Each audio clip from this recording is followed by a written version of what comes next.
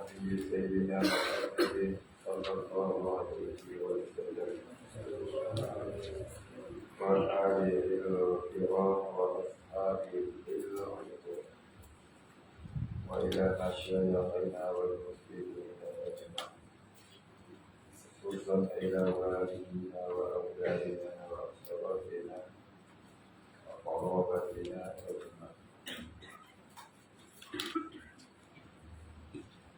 وخصوصا إلى حاجاتنا ومقصودنا فيما في الدنيا وفي الآخرة وخصوصا إلى سبيلنا والشيخ المرعى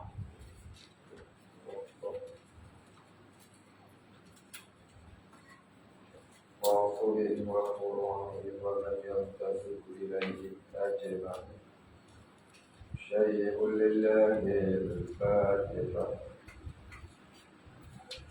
أعوذ بالله من الشيطان الرجيم. بسم الله الرحمن الرحيم. الحمد لله رب العالمين الرحمن الرحيم مالك يوم الدين إياك نعبد وإياك نستعين اهدنا الصراط المستقيم صراط الذين أنعمت عليهم غير المغضوب عليهم ولا الضالين.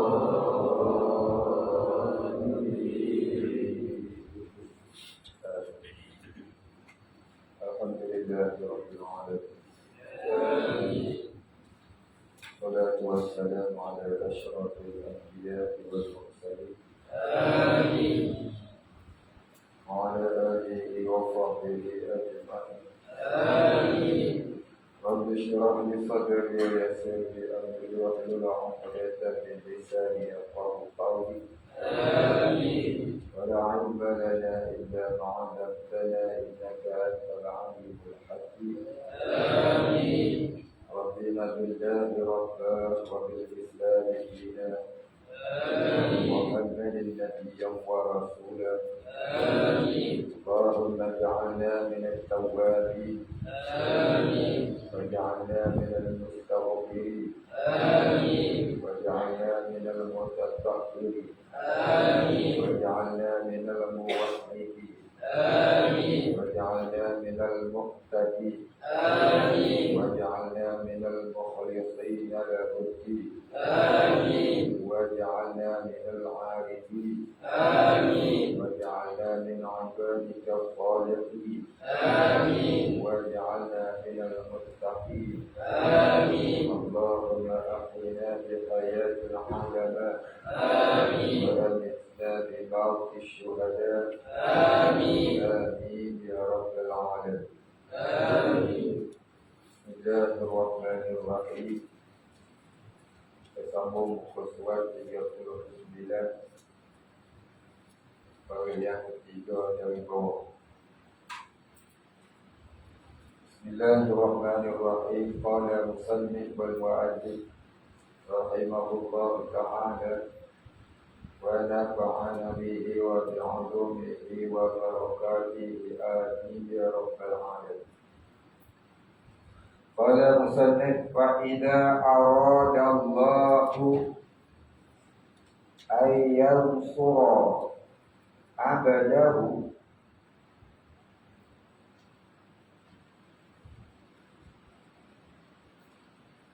amaddahu alif min dal amaddahu bi junudil anwari wa qata'a anhu madadat zulmi wal aghyari. Fa idza arada Allahu an yansura abdahu amaddahu bi junudil anwari wa qata'a anhu madadat zulmi wal aghyari. Maka apabila dikehendaki Allah menolong akan hamba-Nya, yakni apabila Allah hendak memberikan pertolongan kepada hamba-hamba-Nya, nescaya ditolong akan dia dengan segala tentera nur. Yakni Allah Ta'ala berikan kepada mereka tentera daripada nur. Apa dia tentera nur ini? Nur ini ada beberapa pengertian. Terkadang maknanya malaikat. Malaikat dijadikan daripada nur. Itu satu makna.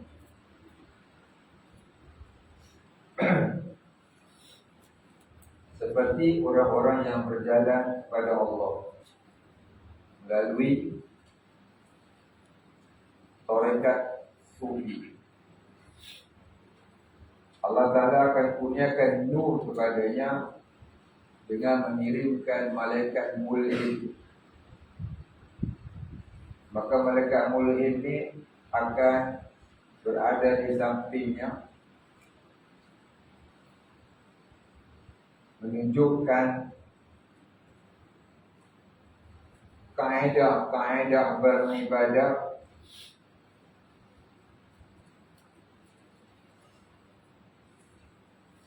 bukan dengan makna kaedah baru atau syariat baru. Kaedahnya kaedah Nabi Muhammad, syariatnya syariat Nabi Muhammad. Maksud kata membimbing itu ialah membimbing daripada tidak boleh melaksanakan syariat itu menjadi mudah dan kasih kepada melaksanakan syariat tersebut. Umpamanya dulu dia seorang yang malas kepada rajin kepada lebih rajin kepada istiqamah ala ubudiyah, sehingga Allah Ta'ala kurniakan nur ke dalam hatinya, iaitu tajalli Allah. Maka itu namanya nur, tentera nur. Terkadang diberikan malaikat juga, tapi bukan dengan jalan itu, jalan pertolongan yang zahir. Seperti mana dalam perang Badar Kubra, Allah Ta'ala mendatangkan anwarul. Jadi beberapa malaikat. Anwar dengan mana? Cahaya, iaitu malaikat. Malaikat ini dijadikan daripada nur. Dikatakan dalam kitab tafsir, dalam Quran, dalam perang Badar itu Allah Ta'ala mengirimkan 3,000 hingga 5,000 malaikat. Itu kata jundullah, tentera Allah. Junudul anwar, tentera yang bercahaya. Tentera cahaya. Terkadang tentera itu bukan daripada yang demikian itu, tapi daripada yang lain-lain daripada itu. Yang lain-lain daripada itu. Ini sebagai contohnya malaikat. Malaikat yang menghampiri orang-orang beribadah, malaikat yang menghampiri orang-orang yang berjuang dan berjihad dalam perang sabilillah dan seumpamanya. Dan diputuskan jadi dihilangkan. Dan diputuskan, jadi dihilangkan daripadanya tolong zulmat. Yang dihilangkan daripadanya satu pertolongan yang menghilangkan kegelapan. Zulmat maknanya kegelapan. Maknanya ditolong dengan memutuskan segala kegelapan hati. dengan dikurniakan nur hakikat dan nur makrifat.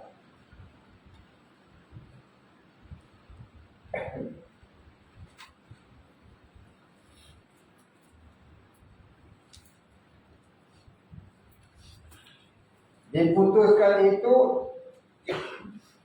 daripadanya tolong zulmat dan aghyar. Ini menolong juga pada memutuskan segala aghyar. Aghyar ni apa? Segala tipu daya. Aghyar segala tipu daya.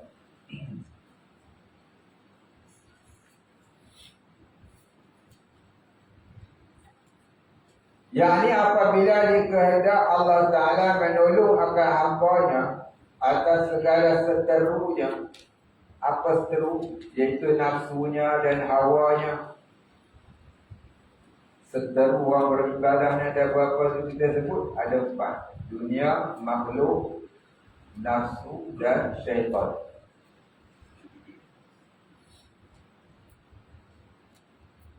Dikehendaki dengan nafsu itu ialah hawanya. Apa dia hawa dia? Keinginan nafsu yang mendorong kepada kejahatan itu. Seperti firman Allah Ta'ala, inna nafsa li'ammarati bisu. Sebenarnya nafsu itu amat menyuruh kepada kejahatan. Jadi nafsu ini tak boleh dibuang. Nafsu ini tidak boleh dibuang dari dalam diri. Sebab dia duduk, dia berserta dengan diri kita. Nak buang macam mana? Nak buang tak boleh. Yang dikehendaki dengan melawan nafsu itu ialah mendidik nafsu itu, mentarbiah nafsu. Dimaksudkan dengan perkataan mujahadatun nafsi itu ialah bukan buang nafsu itu tidak, tetapi mendidik hawanya, mendidik keinginannya daripada keinginan yang menyalahi agama kepada menuruti agama. Kerana nafsu yang jahat itu satu je. Nafsu yang jahat itu satu saja. Nafsu semua ada 7 peringkat, kan? Nafsu amarah, nafsu lawamah, nafsu mulhimah. Yang jahat itu satu je, amarah saja. Dalam kitab ini nanti kita akan jumpa satu kataan Syafi'ilah yang mengatakan barang siapa yang dapat menundukkan keinginan nafsunya yang ammarati bisu itu kepada ma'rifahkan Allah, maka naiklah martabatnya di ketika itu lebih tinggi daripada malaikat. Tapi bukan semua malaikat. Malaikat-malaikat yang dia tidak setinggi ketua-ketua malaikat. Ketua malaikat yang tertinggi tentulah lebih sangat ma'rifahnya dengan Allah. Ketua malaikat yang paling besar namanya apa? Jibril. Yang keduanya Mikail. Yang ketiga Israfil. Yang keempat Mizrail. Ini ketua malaikat yang besar. Jadi kenapa boleh jadi lebih tinggi daripada malaikat tu? Kerana malaikat itu kejadiannya tidak ada nafsu. Dia tak perlu nak tarbiyah nafsu dia, kerana tak ada nafsu. Memang kejadian dia sentiasa mentaati Allah. Manusia ni pula, dia ada 2, akal dan nafsu. Malaikat dia cuma ada akal saja, nafsu tak ada. Jadi kalau orang tarbiyah nafsu dia daripada jahat kepada baik, maka akan jadi tinggi martabatnya lebih daripada malaikat. Sekiranya sebenar-benar tinggi, orang yang benar-benar arif billah. Kalau sekadar boleh tinggalkan dosa-dosa yang zahir seperti minum arak, bunuh orang, menjudi, tipu orang, tapi tak boleh pula nak menghilangkan dosa yang batin seperti masih ada riak, masih ada muncul sum'ah, takabur dan sebagainya, maka itu belum lagi tarbiyah nafsu yang sebenarnya. Tarbiyah nafsu itu ialah zahir dan batinnya, perkataannya, perbuatannya dan hati. Maka ini amatlah sukar sebenarnya. Amatlah sukar. Kalau orang-orang mesti agama, ada orang-orang haji itu mesti dia tu ya Habibullah. Bahkan yang lebih jahat daripada orang jahil pun ada. Ya. Cuba kita lihat seperti Bal'am bin Ba'murah. Bal'am bin Ba'murah ni anak muridnya masuk syurga, dia kekal dalam neraka. Pasal apa? Bal'am bin Ba'murah ni dia seorang abid yang soleh, yang mentarbiah muridnya beramal ibadah menuju ma'rifat Allah. Dan anak muridnya beramal dengan istiqamah, tapi si baptisan ni akhirnya terpedaya, dia gharar, terpedaya dengan syaitan. Nakkan kelebihan yang akhirnya dia menyembah syaitan. Tak kala dia menyembah itulah dia dipancung mati kafir baptisan. Ini contoh yang disebutkan di dalam tafsir Al-Quran. Baptisan. Muridnya masuk syurga, gurunya kekal dalam neraka. Wal'iyadzubillah. Seperti juga Bal'am bin Ba'murah, orang yang kuat beramal ibadah, yang akhirnya mati kekal dalam neraka sebab patuh pada pemerintah kerana takut jadi miskin dan takut mati. Padahal ketika itu dia doa dia tak ada hijab dengan Allah. Tapi dia terpedaya juga, orang yang gharar, terpedaya dengan dunia. Dia terpedaya dengan pangkat dan jawatan. Kira-kira nanti dia jadi ahli nujum negara.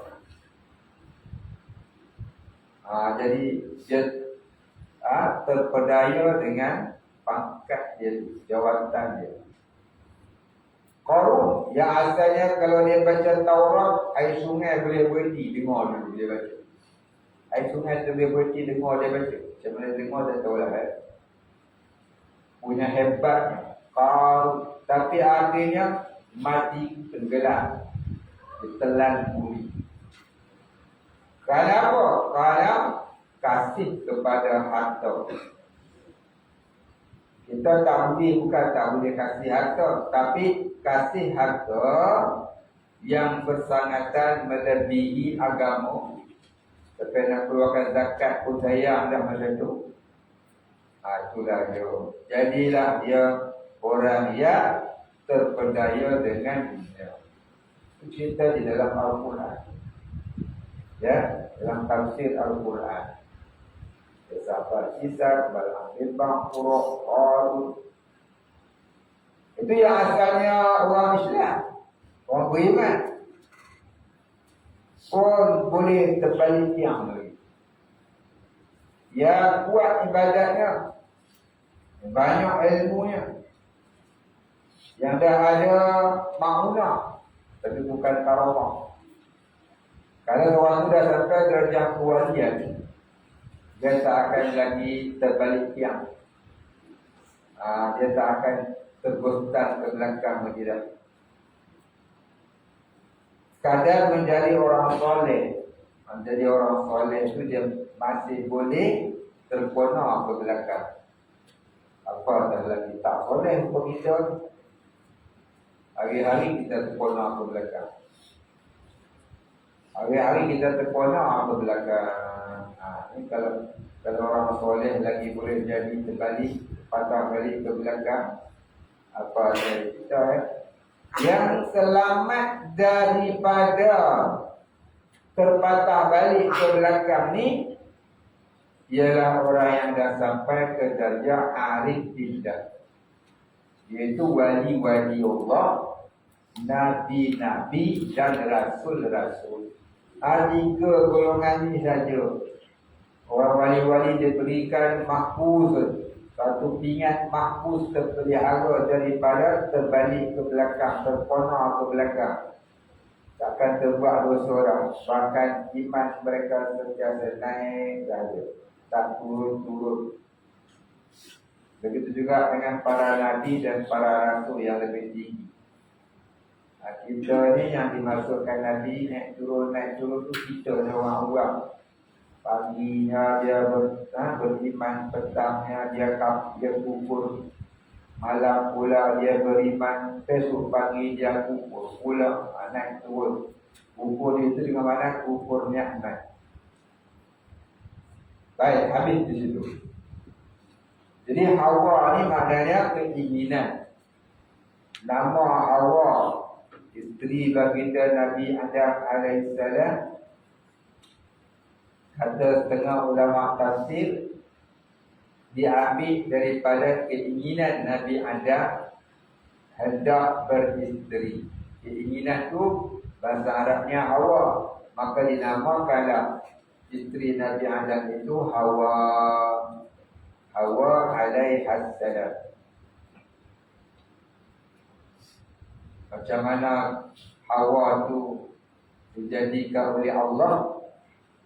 Dalam hadis dia kata Allah jadikan Adam itu dari tulang rusuk Nabi Adam. Allah jadikan Hawa itu dari tulang rusuk Nabi Adam. Baik, maka kesalahan-kesalahan ulama pada memberikan pengertian tulang rusuk Nabi Adam. Adakah tulang rusuk yang sebenar-benarnya dari dalam tubuh Nabi Adam itu, atau lain daripada itu? Kalau menurut perkiraan tabib,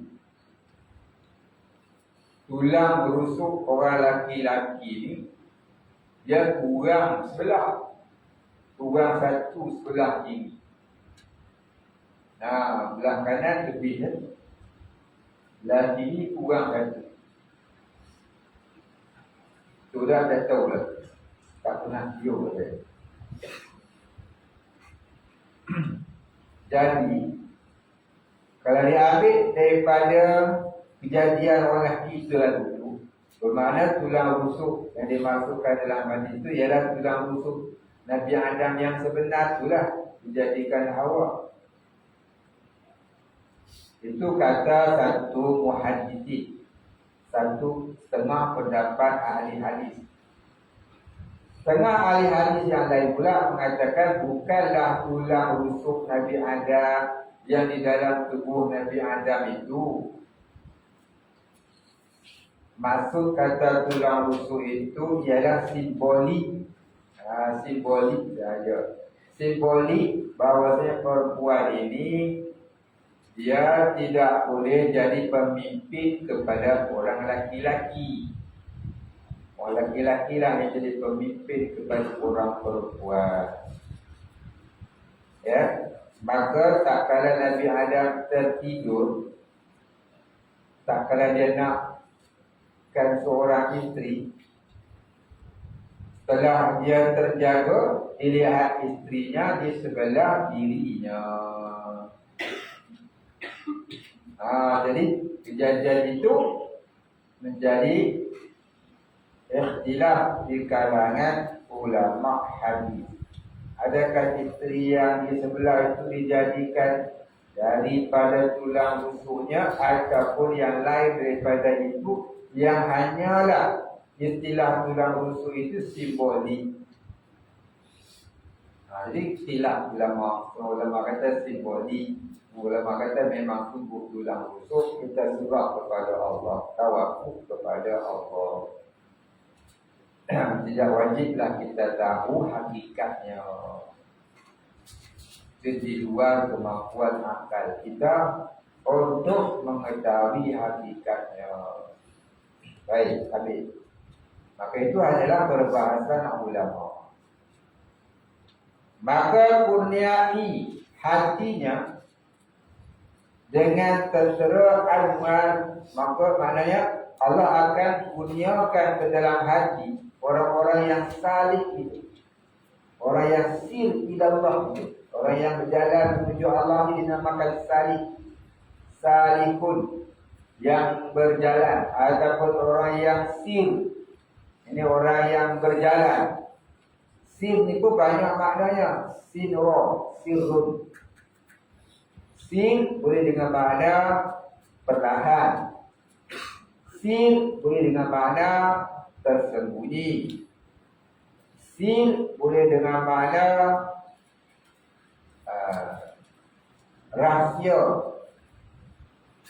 Sir boleh juga dengan makna darjah ataupun tingkatan orang yang beribadah, atau dikatakan tempat berhenti antara satu maqam ke satu maqam, satu darjah ke satu darjah, satu tingkatan ke satu tingkatan, itu namanya sir. Baik, jadi kalau kita nak sebutnya siyarus salikin, perjalanan orang-orang yang berjalan kepada ma'rifatullah. Ada satu kitab karangan Syekh Abdul Somad Al-Palembani, namanya kitab Siyarus Salikin. Dia ringkasan daripada Ihya Ulumuddin dalam bahasa Melayu. Maksudnya perjalanan orang-orang yang berjalan menuju kepada ma'rifatullah.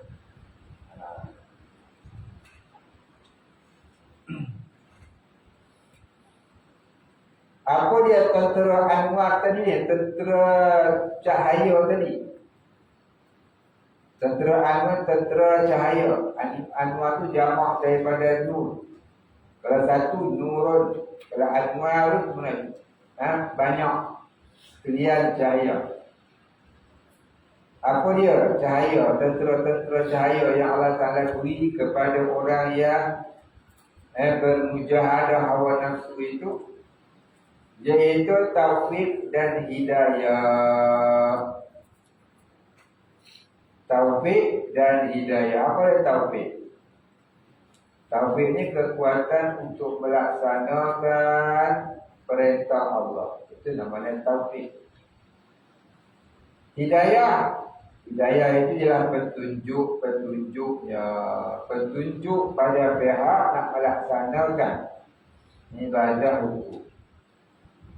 Kata setengah ulama tasawuf, dia pecahkan lagi taufik hidayah itu kepada 4. Apa dia? Yang pertama, inayah. Ainun alif ya ta'abudah. Inayah. Inayah ni maksudnya pertolongan Allah kepada sesiapa yang dia nak beri. Zalika fadlun minallah yuti liman yasha. Orang tu tengah-tengah jahat, tengah-tengah elok-elak, tengah-tengah kau punya gangster, Allah bagi pertolongan agar timbul rasa nak bertaubat dan nak jadi baik.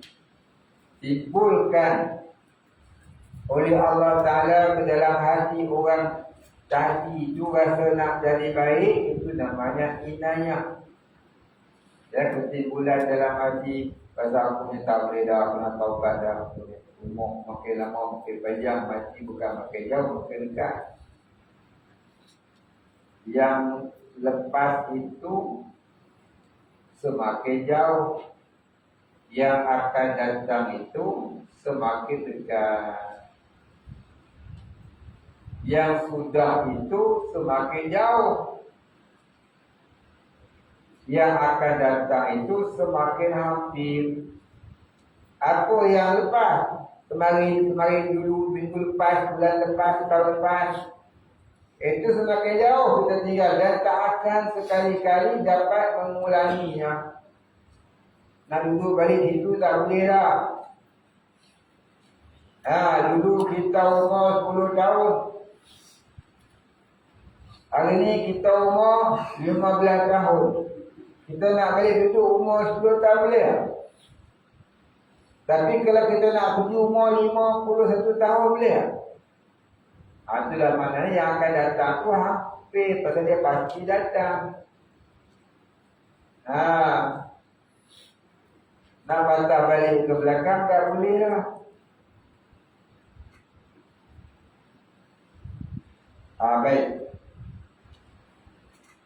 Jadi tak kala dia menerima perasaan nak bertaubat dalam beribadah itu, dirasanya umurnya makin lama, makin pendek, makin panjang.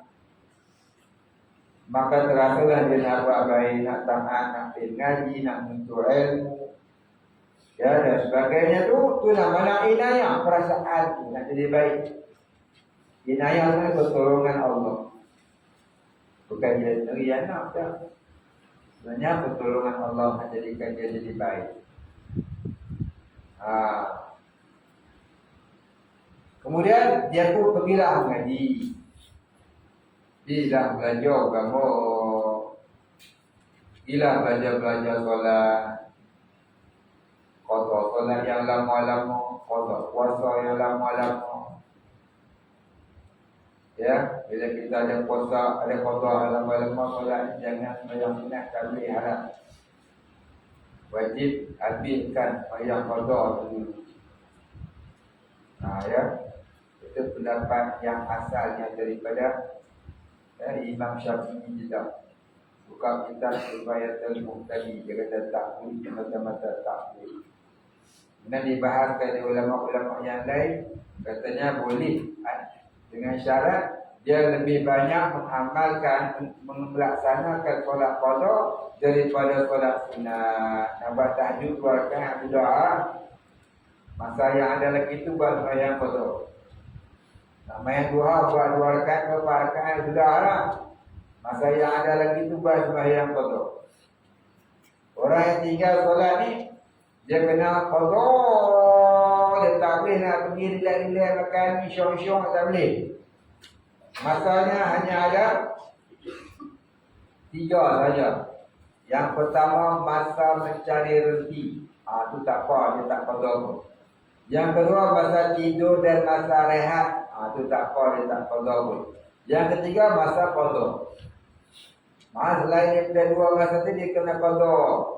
Nak pergi mancing, nak pergi makan angin, dan nak terbang hulala sana hulala sini, lagi syok-syok tak boleh. Dia kena habiskan dulu qada-qada dia. Dan nak buat part time cari rezeki, nak kumpul duit banyak sikit, simpan banyak sikit, tak boleh. Dia kena kerja sekadar hidupnya sahaja. Dia kena qada solatnya berhabis. Itu hukum asal. Menyebabkan semua orang yang qada.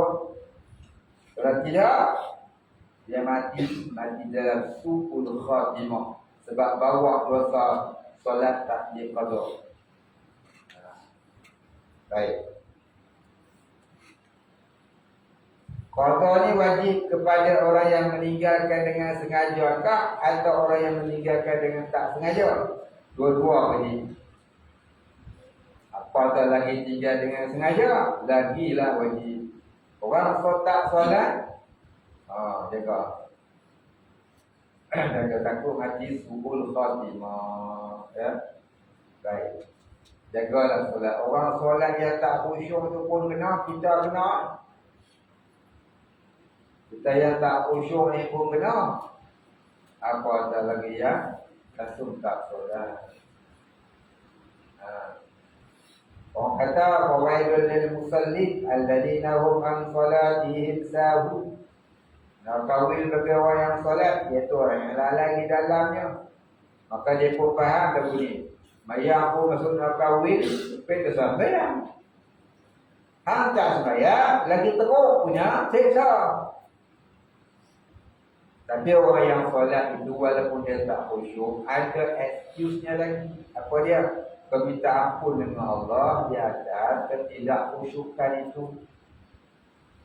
Mudah-mudahan Tuhan ampun, maka tiadalah dosa tak khusyuk. Jadi tak khusyuk itu dosa. Tapi di sana ada satu lagi peluang, iaitu kau minta ampun dengan Allah. Minta maaf je lah. Jangan pergi ni kan. Tu masuk ni dah kau salah, minta maaf je lah. Jangan salah buat tu. Macam tak salah. Itu namanya sombong. Ya. Itu namanya sombong ni.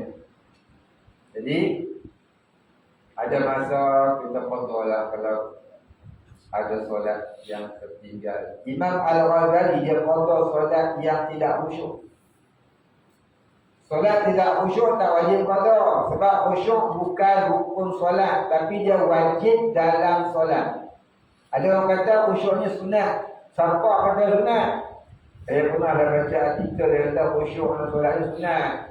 Kalau khusyuk dalam sunat, khusyuk dalam solat itu sunat, tak adalah fawaidul lil musalli. Dia kata lagu ni fawaidul lil musalli itu ialah orang yang melambat-lambatkan solat sehingga habis waktunya. Baik. Melambat-lambatkan solat hingga habis waktunya, itu termasuk dalam fawaidul lil musalli yang lebih berat lagi azab daripada orang yang lalai dalam solat. Itu kata ulama fikih. Dah faham boleh tu? Ya.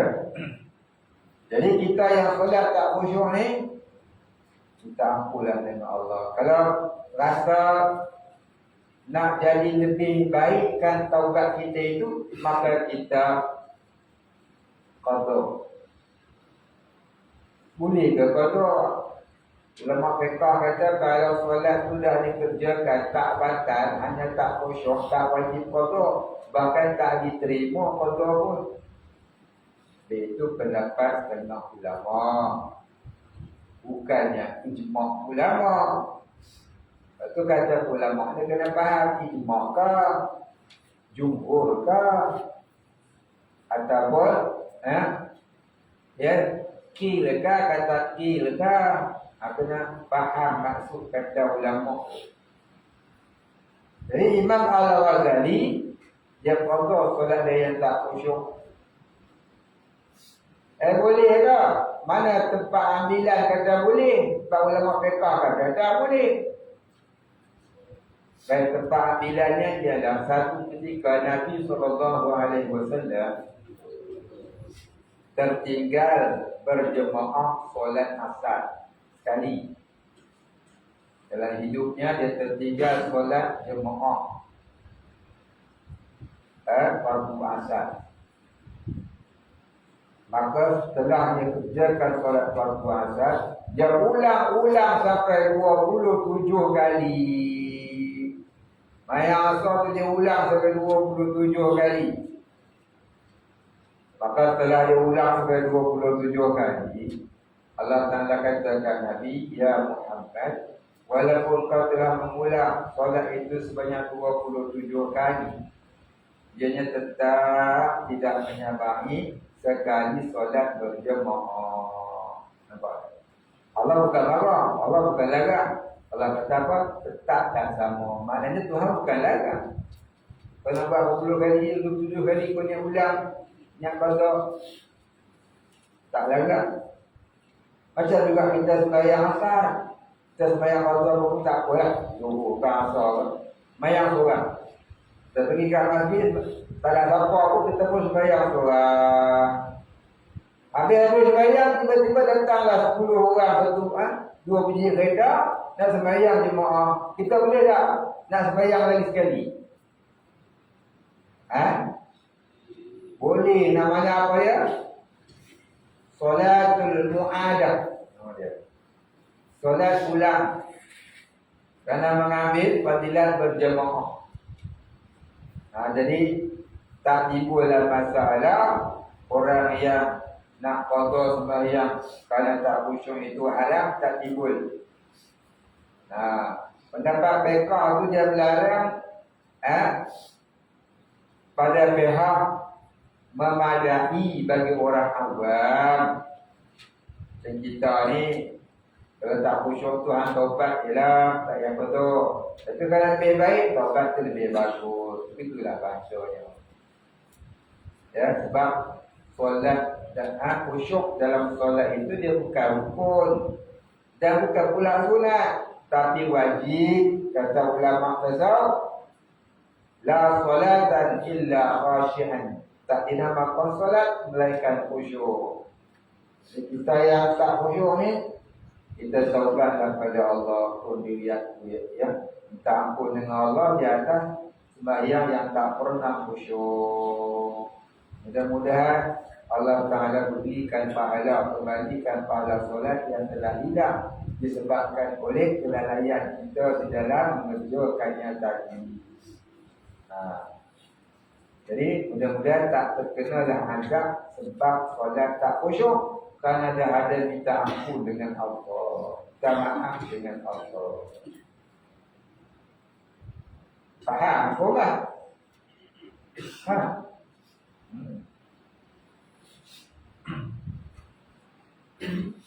Pasal dulu nanti macam-macam orang tu cerita betapa sembahyang kotor mana ada dalam sunnah Nabi.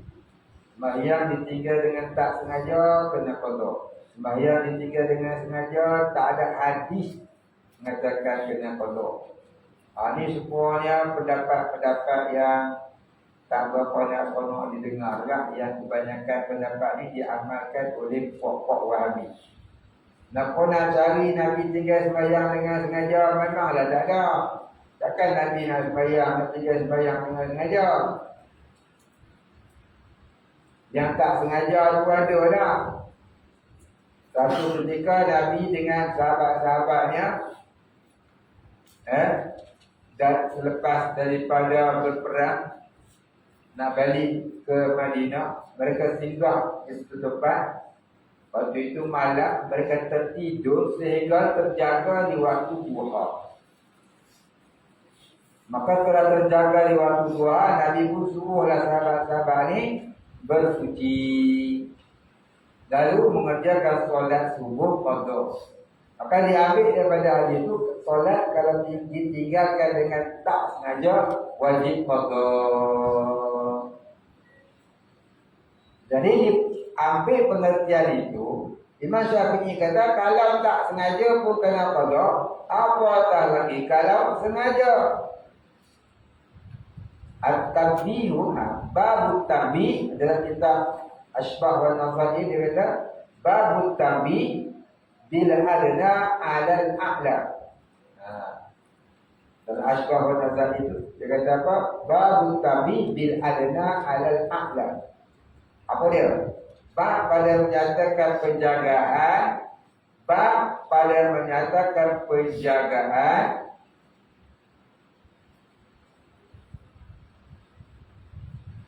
mengenai perkara yang ringan atas perkara yang berat. Mana kata kalau yang ringan itu pun kena qada, yang kau tinggal dengan tak sengaja itu pun kena qada. Kalau ditinggal dengan sengaja, mestilah lebih lagi kena qada. Bezanya kalau tinggal dengan tak sengaja, boleh lewatkan sikit. Contohnya macam mana? Kita jaga ada pukul 5 pagi. Awal lagi tak subuh lagi, sambung lagi ya. Jaga-jaga pukul 7. Tak apa, bolehlah takfikan qadanya. Sekali dengan sembahyang zuhur nanti. Pasal apa? Tinggal dengan tak sengaja itu pasal jaga sebelum masuk waktu. Tapi kalau dah jaga ada orang tengah azan, dengar Allahu Akbar, Allahu Akbar, la ilaha illallah. Kita semua sambung, dengar. Jaga-jaga pukul 9. Maka wajib dia bangun bersuci dan kotor tu juga. Pasal apa? Pasal dia tinggal dengan sengaja. Itu beza orang tiga sembahyang dengan sengaja dengan yang tak sengaja. Faham? Jadi kalau orang kata tak wajib qada solat yang ditinggalkan dengan sengaja, wajib taubat sahaja, itu pendapat itu bukan pendapat daripada mazhab kita. Saya pernah baca buku yang dikarang oleh orang-orang Wahabi pergi sana. Saya dah beli buku dia, tajuk buku tu Sallu Kama Ra'aitumuni Usalli. Maka dia pendapat dia lagu tu lah. Tiga dengan tak sengaja wajib qada. Tiga dengan sengaja tak wajib qada, wajib taubat saja. Itu pendapat dia lah. Pendapat tu jangan tu pakai. Pendapat tu jangan tu pakai. Hutang dengan sengaja tak wajib bayar. Hutang dengan tak sengaja wajib bayar. Apa ni kepala? Aku hutang kau tu sengaja tu. Dia tak wajib dah bayar. Tak dah tu. Dan seorang lagi ni pula, aku hutang kau tak sengaja. Kau tolong aku, tolong nak bagi hutang. Jadi aku nak bayar. Apa pensil faham lagu tu? Dia tahu. Ni Pak Wahabi. Dengan kita terfikir ataupun terfaham macam fahaman yang itu salah. Itu yang pertama tadi apa nama dia? Inayah. Yang kedua apa dia? Yang keduanya taufiq.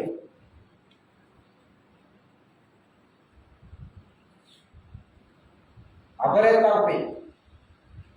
Taufiq ini ialah kekuatan untuk melaksanakan ibadah.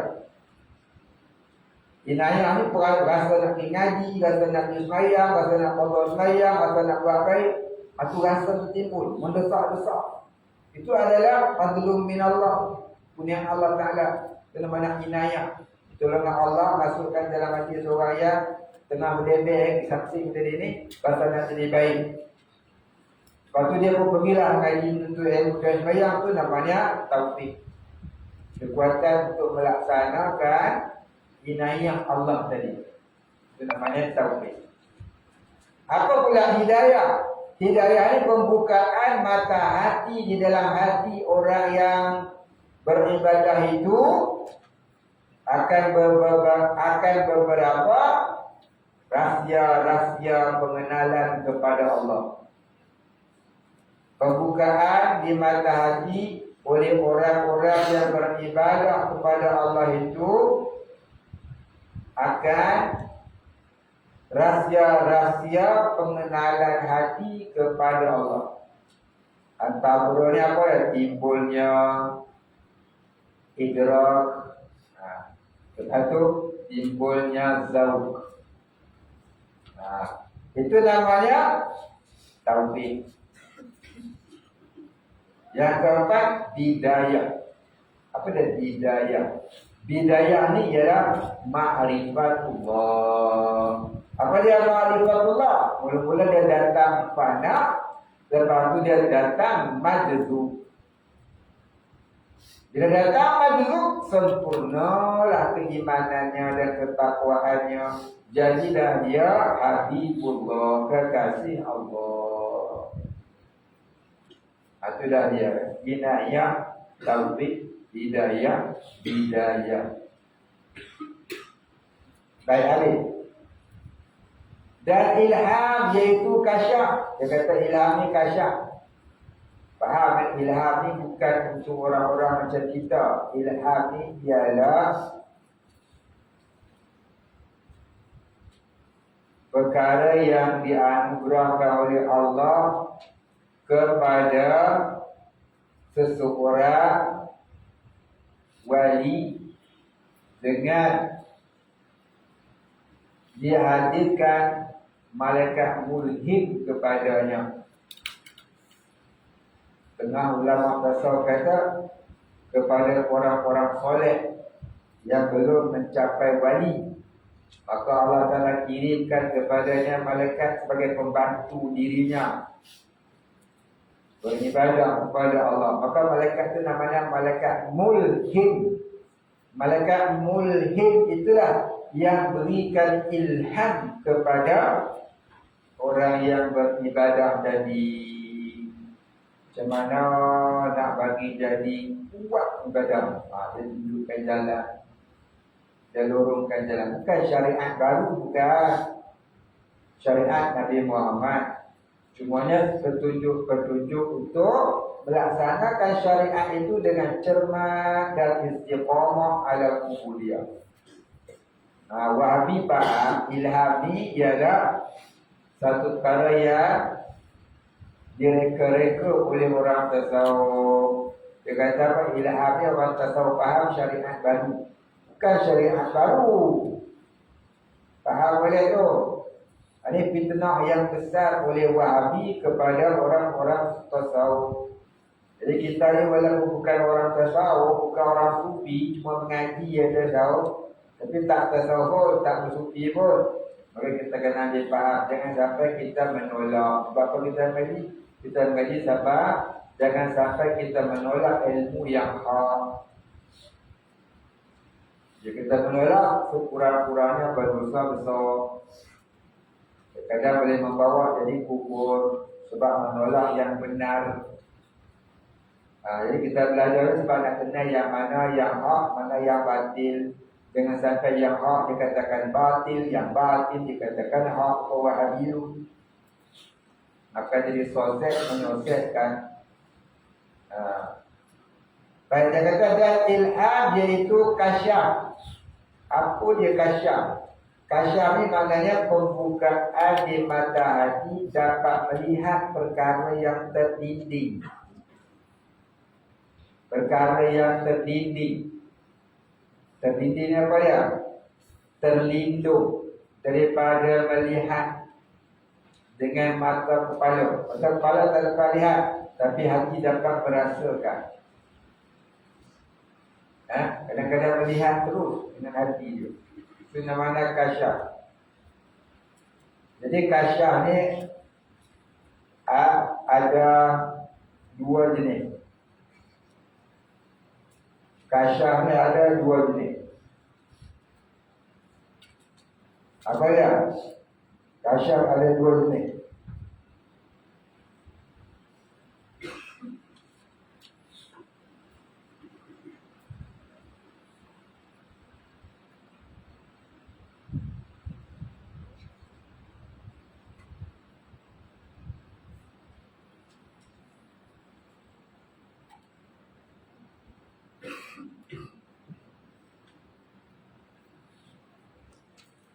Apa dia kasyaf? Ada dua jenis.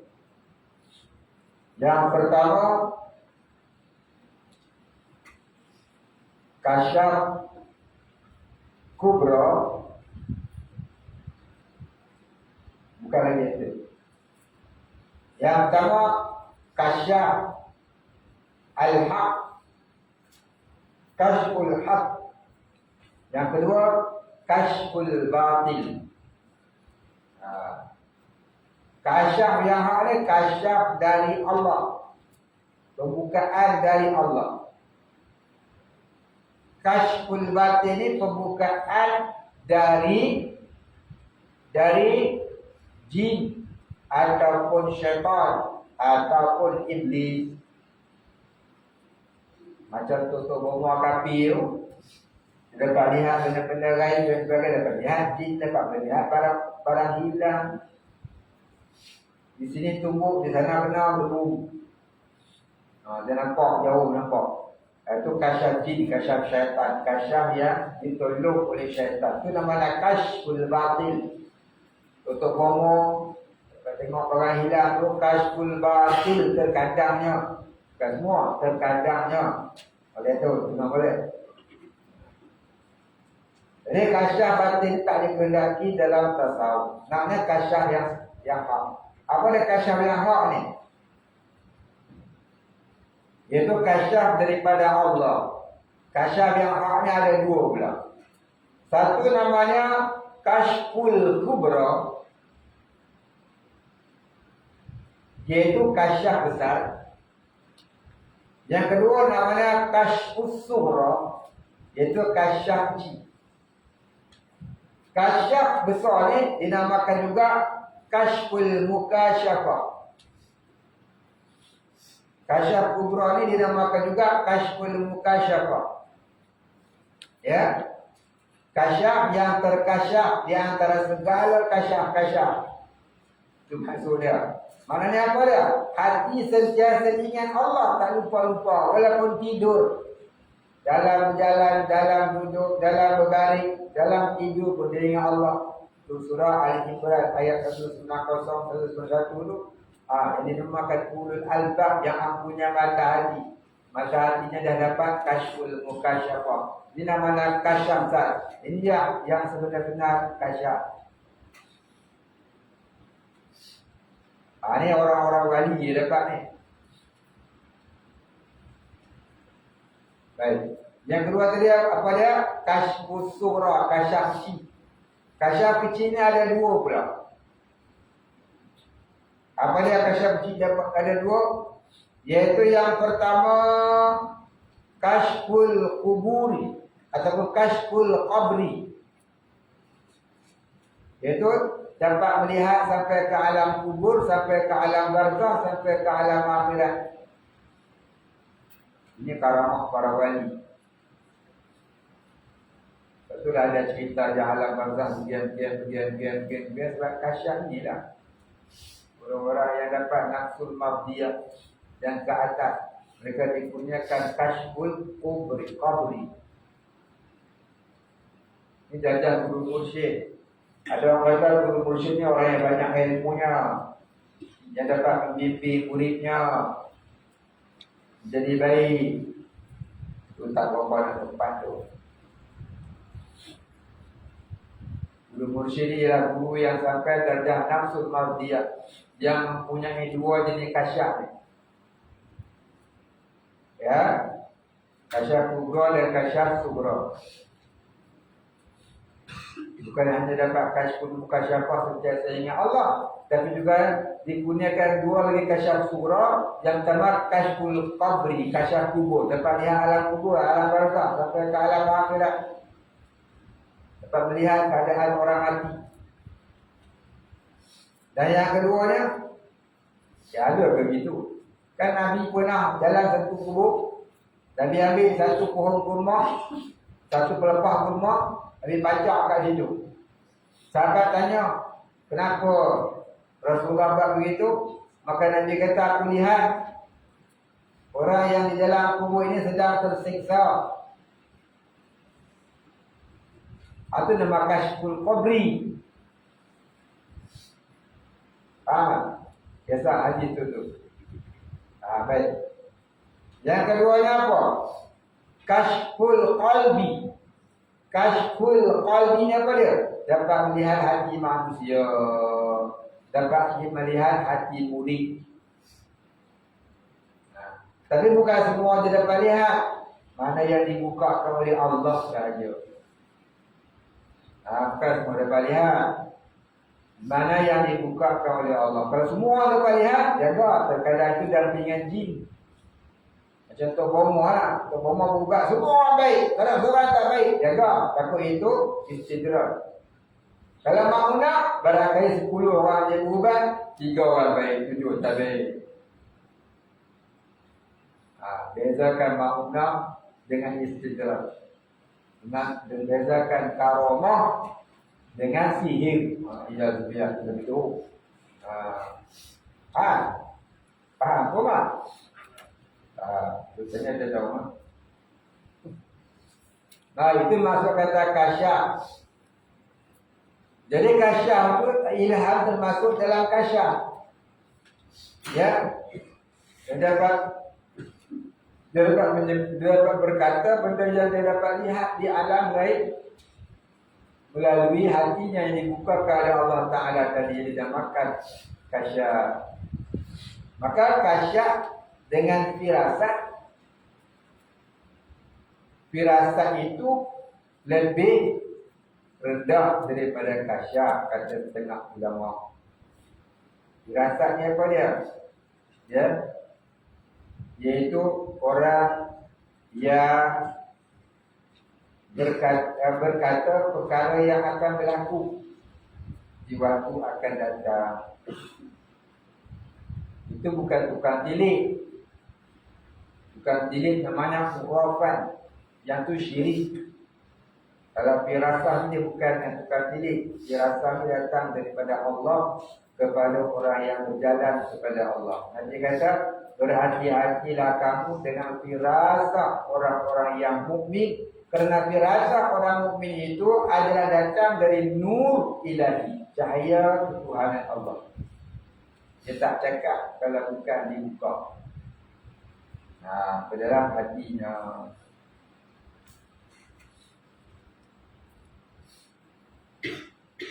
Baik, ilham ni bukanlah idea macam orang faham. Orang kata adu peti petai cari ilham nak karang lagu rock and roll. Itu bukan ilham, itu idea. Ataupun dalam bahasa Arab itu namanya putra. Ya, bisikan-bisikan.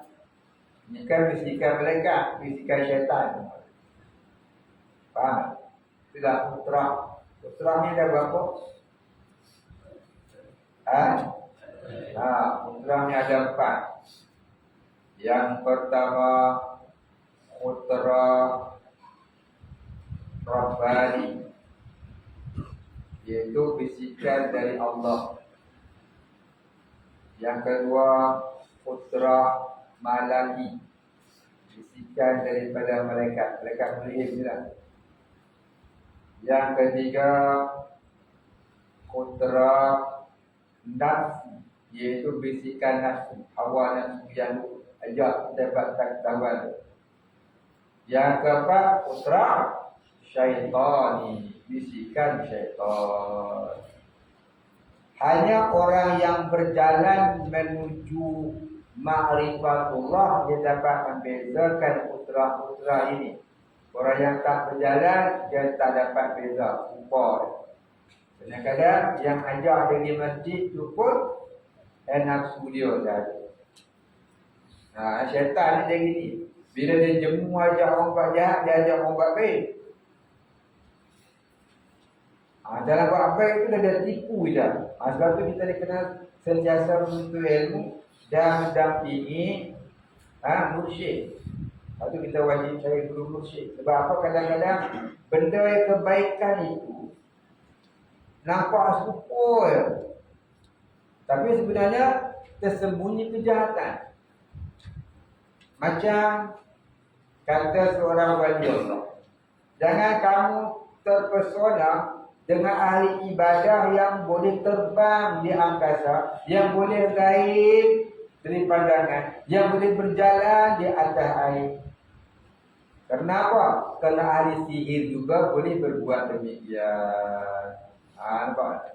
Bentuknya serupa, terbang di angkasa, tapi kawannya seorang ni sihir. Kawannya yang seorang ni pula itu karamah ataupun bangunan. Yang kawan ni boleh jalan atas air, yang seorang ni sihir, yang seorang ni karamah.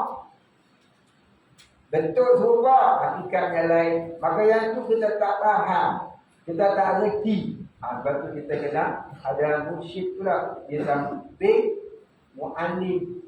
Mu'allim ni guru yang mengajar ilmu zahir. Nak masuk ke batin dia tak boleh. Maka nak masuk ke batin itulah kena ada mursyid. Mursyid ni siapa? Guru yang sampai darjah nafsul mardiyah. Nafsu dia apa? 7. Amarah, lawamah, mulhimah, radiyah. Amarah, lawamah, mulhimah, mutmainnah, radiyah, mardiyah. Mardiyah ni nafsu yang dimiliki, darjah nafsu, tingkatan nafsu yang dimiliki oleh guru mursyid. Yang ada kasyaf tadi ni, yang ada kasyaf kubra, yang ada kasyaf sugra, yang ada kasyful mukasyafah, yang ada kasyaf kubur dan qalbi. Ini orang wali yang sentiasa tauhidnya pada darjah tauhidul af'al. Apa tadi tauhidul af'al? sentiasa memandang perbuatan Allah. Orang yang sudah hilang alania. Ya, sentiasa memandang perbuatan Allah. Orang yang sudah hilang alania. Ini dia nafsu mafia. Ini guru musyrik. Ini dari orang kualian. Kalau murabi tinggi lagi pada musyrik, dia nafsu kamilah. Dia lebih tinggi maqamnya daripada musyrik. Jadi nak repair kejahilan ilmu yang bahasa zahir boleh saja dengan guru darjah muallim.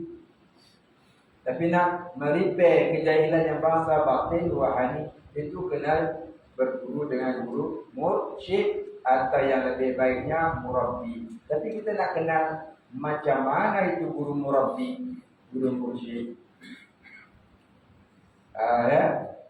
Itulah kena minta tolong Allah Ta'ala. Dan selalu kita sebut, kalau sebut dia banyak kali ya. Baik. Dan di akhir zaman dalam kitab Anwarul Qudsiyah karangan Imam Abdul Wahab Sya'rani, dia kata apa? Di akhir zaman guru-guru ini, wali-wali Allah itu amat tersembunyi. Mana kita nak jumpa, nak cari cukup sukar, cukup susah. Pasal apa? Sedangkan mereka itu banyak.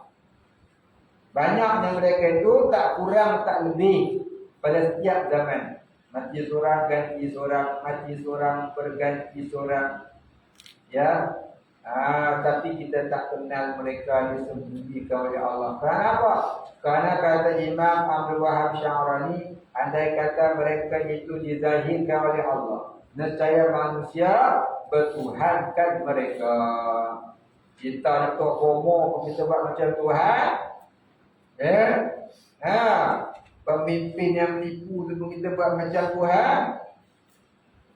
Tambah orang-orang macam ni dipegang batu jadi berdiam. Dia pegang kasut jadi mat. Orang yang sujudkan dia lah. Tolonglah tolong. Oh mana susah. Tolong. Saya sembah lagi tadi.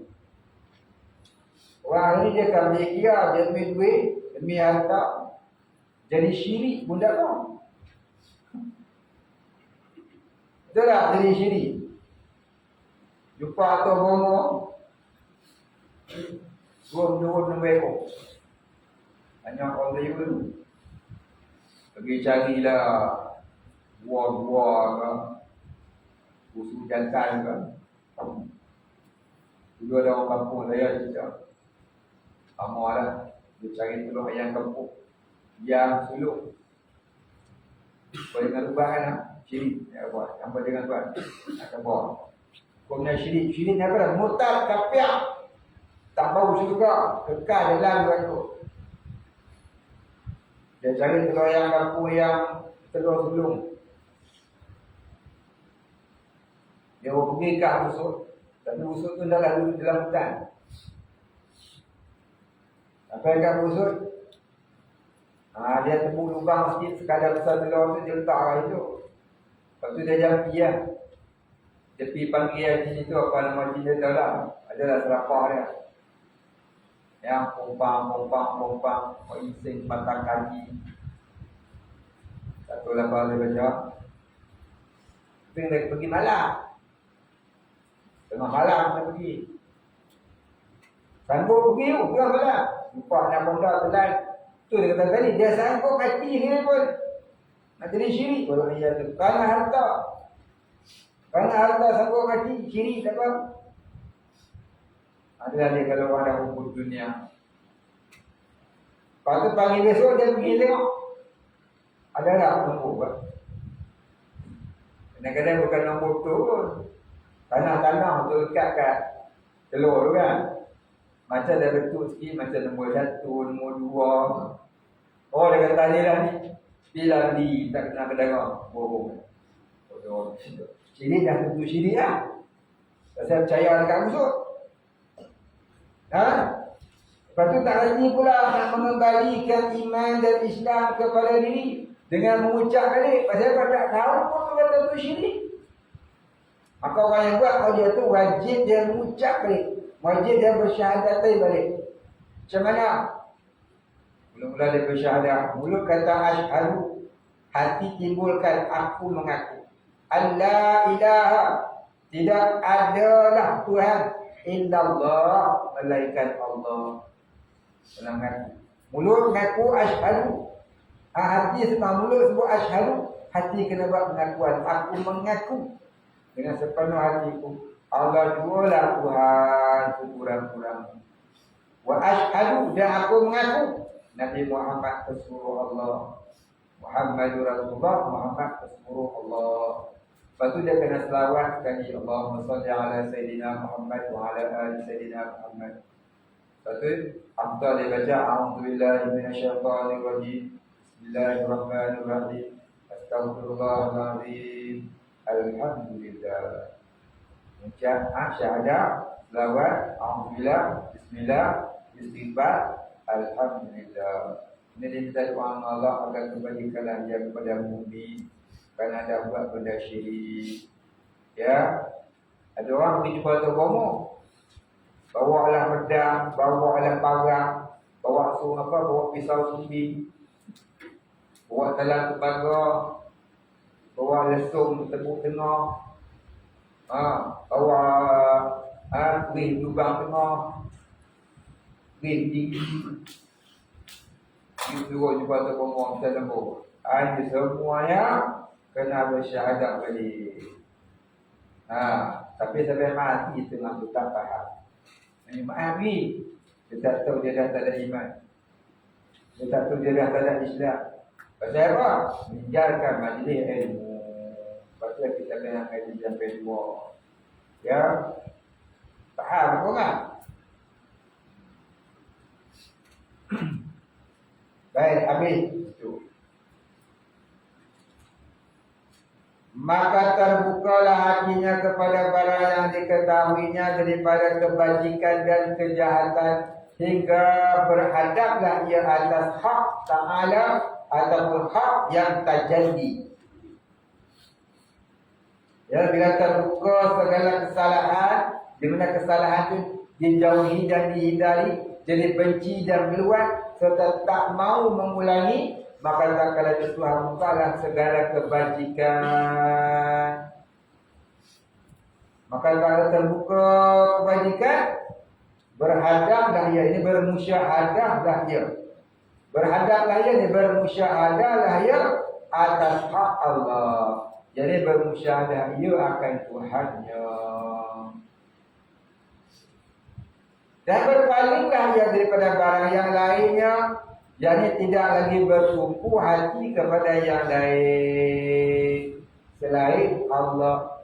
Jadi dikatakan ma fi qalbi ghairullah. Tak ada dalam hatiku selain Allah. Bila tu? Bila terbuka ini. Bila keterbukaan ini. Bila futuhul arifin ini terjadi di dalam hatinya. Maka yang memberikan futuhul arifin itu siapa? Allah. Bukan dirinya, bukan gurunya, bukan ilmunya. Guru tak boleh latih anak murid jadi wali. Pasal ada orang faham kalau guru tu wali, nanti dia boleh latih mana-mana muridnya jadi wali. Tak boleh. Ada pula yang kata guru boleh bagi barakah pada murid. Tak boleh. Sampai ada. Yang memberi barakah Allah. Yang memberi darjah kewalian itu Allah. Bukan guru. Kalau guru boleh latih anak murid, kau dia nanti saya mati, kau kerja saya dah. Kau jadi murabbi tarikat kita ni. Aku boleh. Lu bukan murabbi, wakil bai'ah barangkali. Orang yang bagi talqin ijazah, orang yang bagi ijazah tarikatnya ada 3 jenis. Yang pertama wakil bai'ah, yang kedua mursyid, yang ketiga murabbi. Wakil bai'ah itu boleh dilatih oleh guru ataupun jamaah setelah kematian gurunya. Tapi mursyid bukan orang latih. Mursyid bukan guru latih. Mursyid siapa latih? Allah yang latih. Siapa pun dia tahu. Murabbi Allah yang latih. Siapa pun dia tahu. Tu kena faham. Kadang-kadang orang mendakwa gurunya dah mati, kita lantiklah syekh ni jadi mursyid kita. Bukan mursyid lah, mu'allim boleh lah. Dia wakil bai'ah boleh. Mu'allim boleh. Orang paling alim lah jemaah, lantiklah dah jadi mu'allim kita. Pembantu bahagian tarbiyah ilmu. Orang ni tak boleh juga. Saya kena faham apa itu murabbi, apa itu mursyid, apa itu wakil bai'ah ataupun mu'allim. Ya, orang alim, betul-betul alim tapi tak sampai darjah mursyid, dia hanya boleh bimbing ilmu saja. Dia tak boleh bimbing kerohanian sehingga terbuka hijab, sehingga jadi orang yang arif billah. Itu kena faham. Dan kita baca sekarang kemudian katanya dan diputuskan Allah daripadanya segala tolong sulma.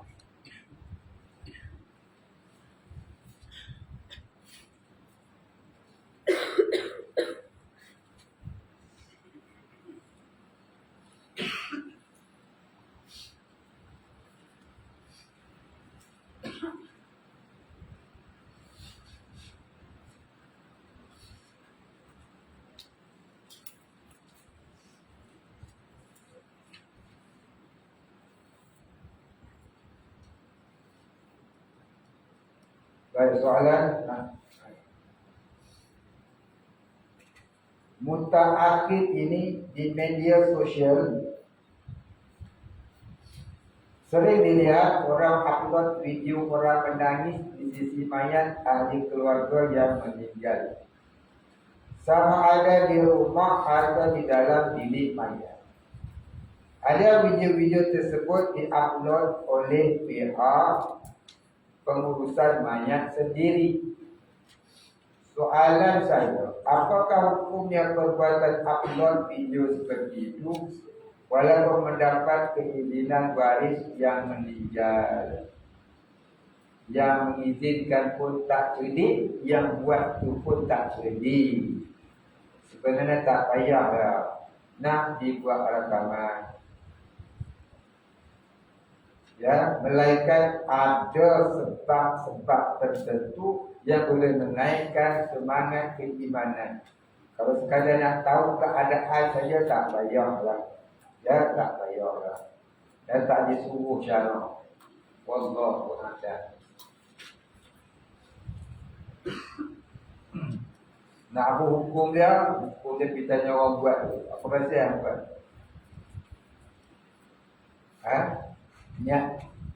Niat nak menyebarkan dosa orang, dosa dia. Jam nangis tu tudung tak pakai, tudung pakai sikit nampak aurat dia, berdosa lah dia. Menyebarkan maksiat. Nangis tu pula sebelum meratap-meratap, berdosa juga. Dia sebarkan lagi, bertambah-tambah lah dosa dia.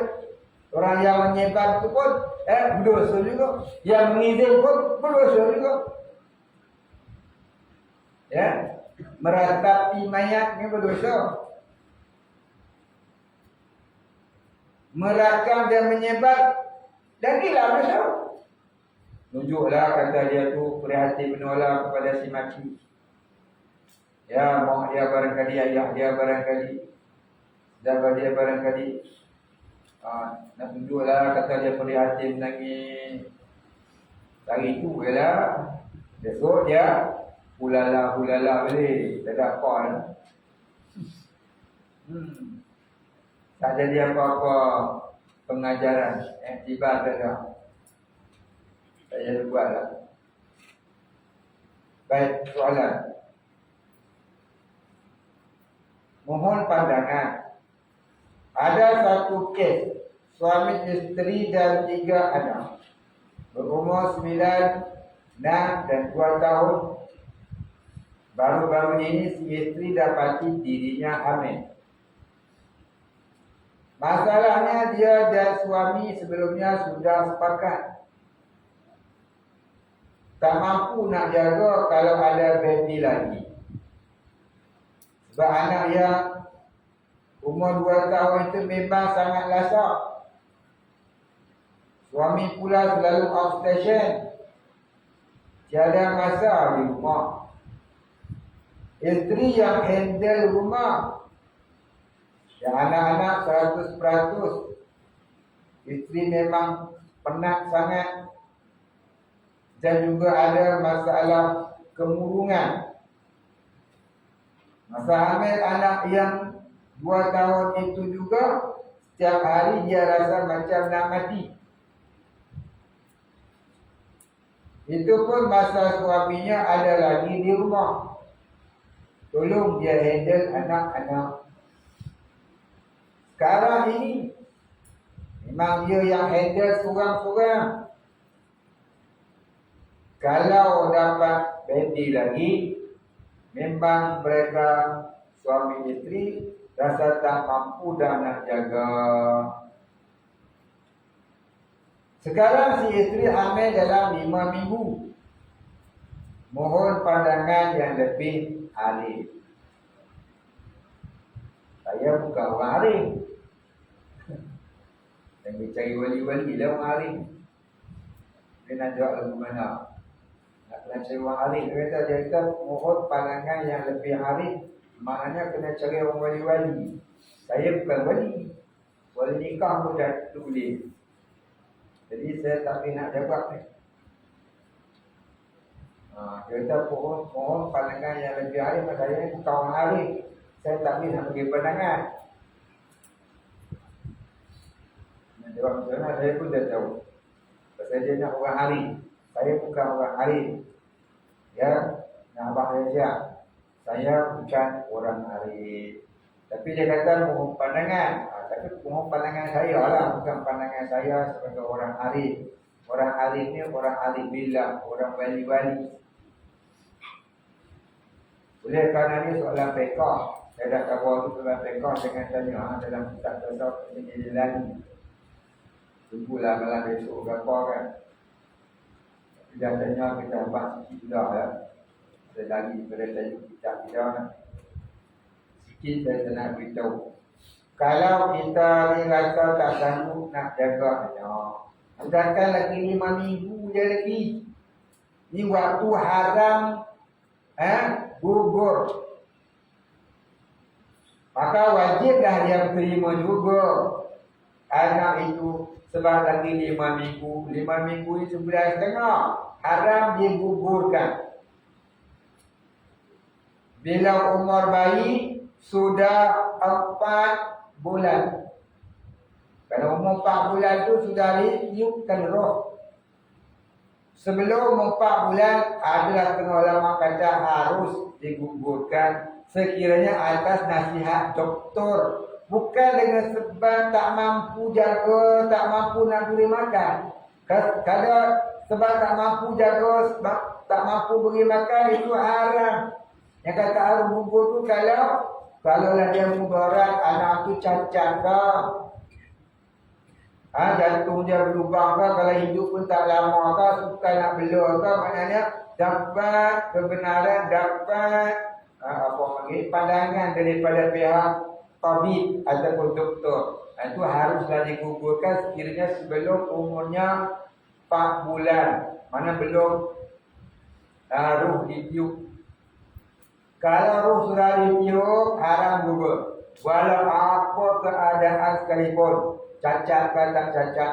Tapi kalau sekadar tak cukup belanja nak bela dia, tak cukup kaki tangan nak jaga dia, haram gugur. Jadi kalau kamu tak mampu nak jaga, biarlah dia lahir, bagi dekat orang yang nak jaga.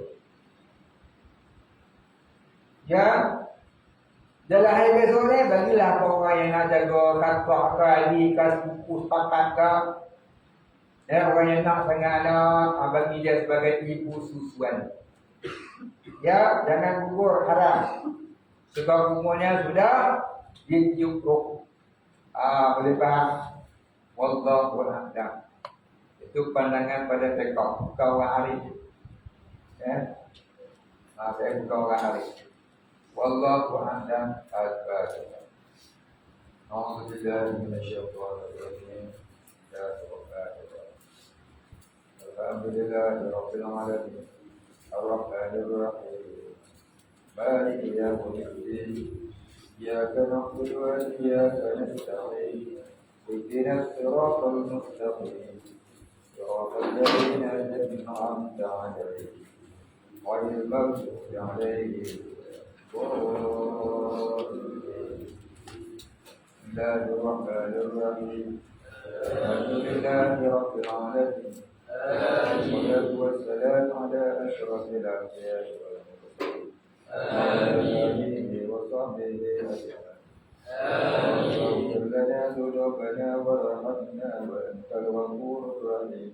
اللهم اغفر لنا ذنوبنا ولوالدينا كما ربيانا صغارا ولمشايخنا وللمسلمين أجمعين برحمتك يا أرحم الراحمين.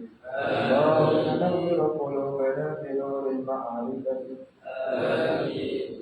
يا فتاح يا رزاق لنا فتحا قريبا انه على انبيائك واوليائك وعبادك الصالحين. صلى الله على سيدنا محمد وعلى اله وصحبه اجمعين. سبحان ربك رب العزه عما يصفون وسلام على المرسلين والحمد لله رب العالمين.